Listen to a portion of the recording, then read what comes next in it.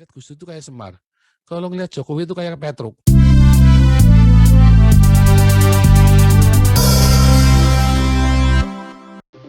Masalahnya nih, ini masalahnya.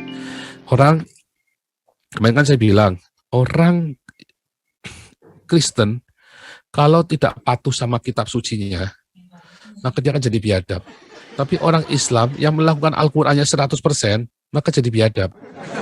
Beda dengan kitab kuning tadi. Kitab kuning itu kan hasil kumpulan tafsir dari hadis-hadis dan dari Quran.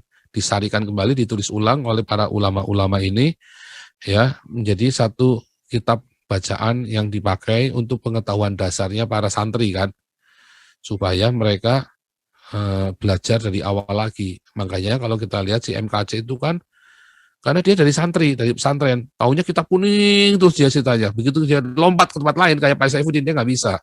Tapi Pak Saifuddin dia bisa belajar, dia tahu semuanya. Nah, dulu yang ngajar, yang saya baptis, yang ngajar Islamologi itu Yohanes Hadi itu jago kitab kuning tuh dia tuh. Dia jago banget kitab kuning. Karena dia itu anak pesantren, seumur hidupnya di pesantren. Baru dia kuliah pergi ke ini di universitas negeri dia, tapi sebelumnya dia anak pesantren, makanya dia tahu kitab kuning. Waktu ngajari kan enak sekali kan, waktu dia ngajar itu kan enak sekali. Nah, hanya bedanya beliau belum mau tampil. Itu udah selesai, ya ini lagi sekolah doktoral dia sekarang ini.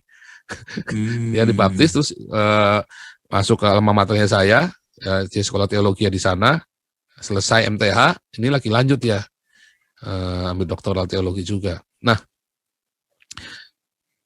dia cerita sama saya tentang kitab kuning itu. Jadi kitab kuning itu adalah bentuk untuk mendarakan Al-Quran agar bisa sebagai ajaran damai yang netral di kitab kuning itu. Nah, orang-orang yang belajar kitab kuning nanti biasanya dia agamanya akan lebih moderat karena di situ diajarin supaya bisa berinteraksi dengan, kan zaman itu Islam belum dominan kan, masih bercampur-campur. Nah, tapi masalahnya kenapa Kapolri mau? Ya supaya gampang semua anak buahnya pokoknya harus dipastikan baca kitab kuning. Berarti Islamnya Islam bener nih.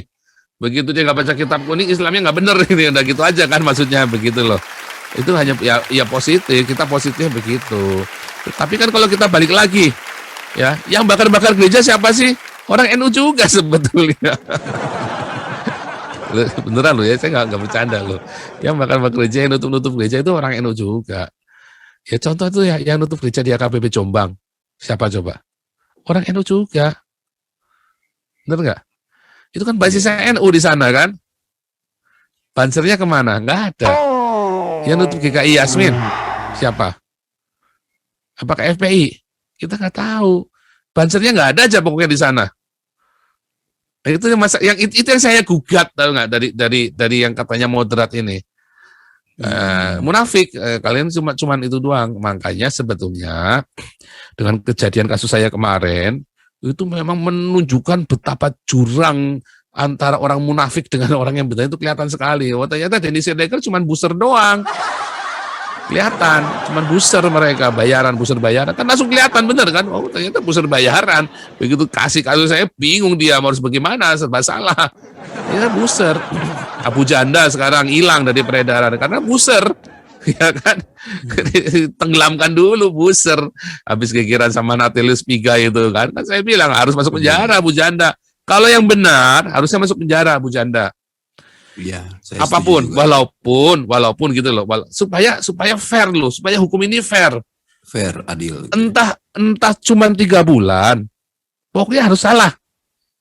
Entah cuma 1 bulan, pokoknya harus dinyatakan bersalah dulu supaya orang tahu itu salah, tidak akan begitu.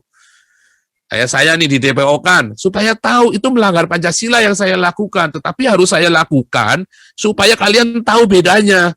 Bahwa Pancasila yang di Indonesia ini Pancasila kutu kupret yang tidak dilakukan sama sekali. Para pelaku-pelakunya ini kutu kupret semua. Mendingan saya kutu di seberang samudra, ya kan?